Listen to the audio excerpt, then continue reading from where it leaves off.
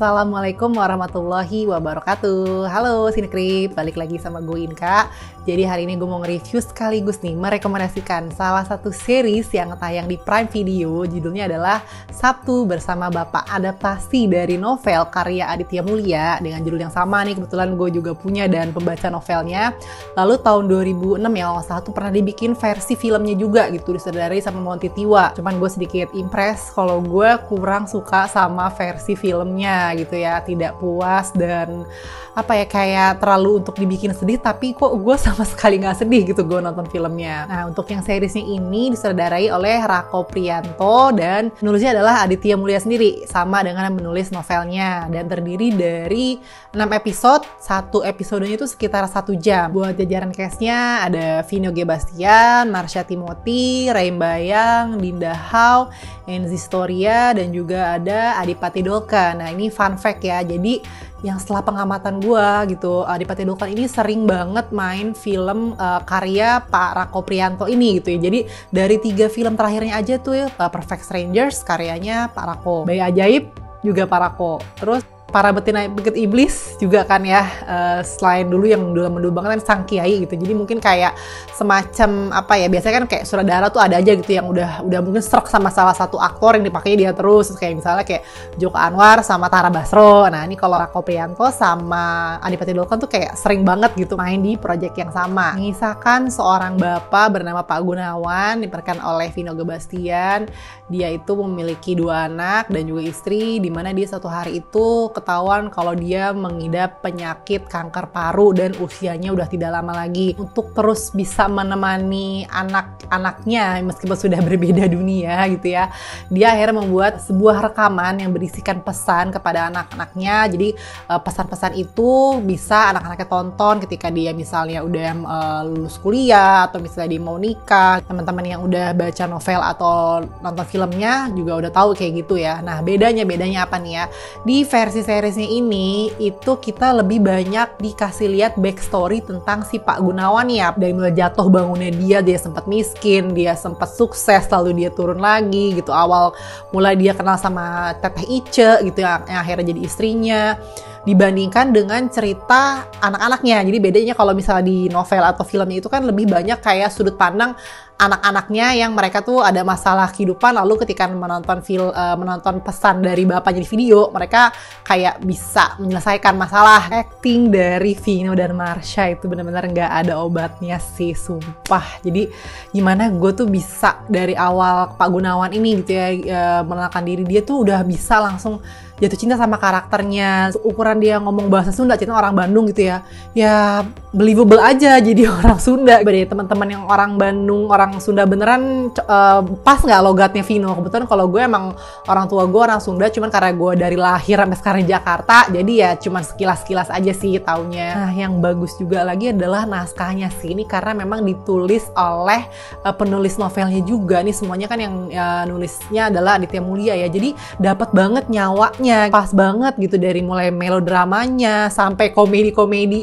Tahu kan jokes-jokesnya orang Sunda tuh ya istilahnya ngebodor. Nah, itu tuh pas banget dan juga diperankan baik juga oleh para aktor-aktornya. Pas dulu banget gue nonton versi movie, kok gue ngerasa di bagian drama sama komedinya tuh kayak nggak ngeblend gitu, kayak ada kayak 2 film berbeda dijadiin satu. Tapi pas akhirnya gue baca novel ya emang begitu mungkin ya, karakter penulisnya ketika dia lagi serius drama melo ya melo banget, tapi giliran dia lagi lawak, nah itu sama kayak di bukunya yang Jomblo kan, gimana lucu-lucu lawakannya khas kayak gitu. Kedalaman karakter para tokohnya ya, kayak Pak Gunawan, Ice yang belum kita bisa dapetin di novel ataupun di film.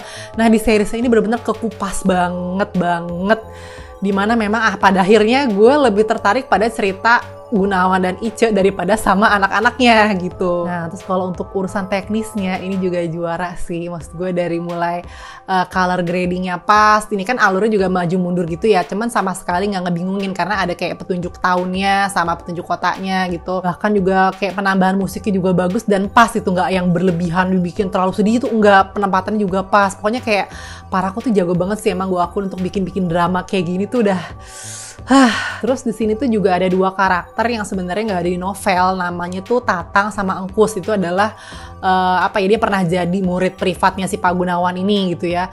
Nah ini adalah karakter yang sebenarnya gue pikir nggak bakal penting, cuman mereka berdua tuh lucu banget dari mulai aktingnya bagus, terus juga naskahnya tuh juga ngasih kesempatan mereka tuh bener-bener bisa dapat apa ya, dinamika film itu dapat di mereka gitu. Kalau untuk konsnya sih gue nggak terlalu banyak ya, cuman kayak ini aja sih, kadang-kadang pemilihan castnya kan kayak misalnya si Rembayang kan jadi karakter Cakra yang dia tuh kayak sempet apa ya, cupu sama cewek, malu gitu kan, takut, nggak pernah pacaran, cuman tuh menurut gue dari looknya dia tuh lebih cocok jadi cowok yang jago, ngerti kan, cowok yang jago ngedeketin cewek gitu.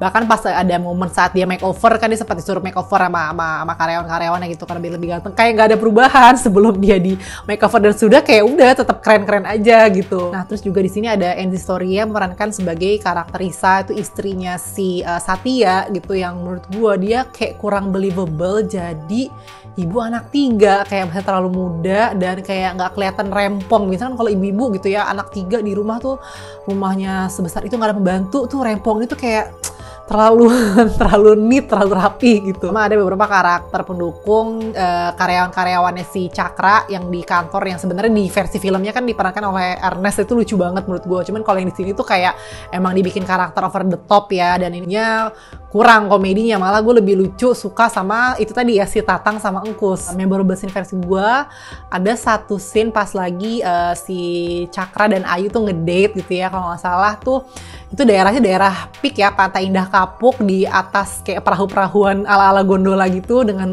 lampu-lampu di belakang. Menurut gue tuh cakep aja sih pengambilan visualnya gitu, nggak harus jauh-jauh ke luar negeri gitu, bisa maksudnya pinter gitu ngambil settingnya di situ gitu, jarang dipakai juga ya. Sama pas endingnya sih, gue udah tahu gitu dari bukunya endingnya bakal kayak gitu, cuman di versi seriesnya ini ada sedikit pengembangan gitu ya, gimana momen-momen terakhir pas si Pak Gunawannya sebelum meninggal itu ada pokoknya intinya nonton aja lah, gue nangisnya tuh kayak sampai banjir gitu loh, gue kayak berjam-jam sampai pala gue pusing itu, saking terharu, saking nangisnya. Pokoknya nonton aja lah. Dan untuk skor gue untuk series Sabtu Bersama Bapak adalah 9/10. Jadi ya seumur-umur gue nonton series drama Indonesia, ini sih paling terbaik sih. Coba deh kalian adakah yang menurut kalian lebih terbaik dari ini untuk series ya, series drama Indonesia? Menurut gue ini salah satu yang terbaik. Kalau disuruh ngurutin ya dari franchise Sabtu Bersama Bapak ini, kalau diurutin tuh paling suka yang pertama ini yang versi seriesnya, yang kedua novelnya, yang ketiga filmnya, yang versi movie ya. Jadi kalau kalian gimana nih yang udah nonton series atau baca novel atau nonton movie-nya, kalau diurutin paling suka yang mana? Diurutin 1, 2, 3. Just let me know, tulis di kolom komentar ya teman-teman yang udah nonton gimana. Apakah kalian ikut banjir air mata seperti gue nontonnya? Yang belum nonton wajib banget nonton di Prime Video. Oke, makasih udah nonton. Sampai ketemu di video berikutnya. Jangan lupa like, share, dan subscribe channel Sini Krip. Bye-bye. Wassalam.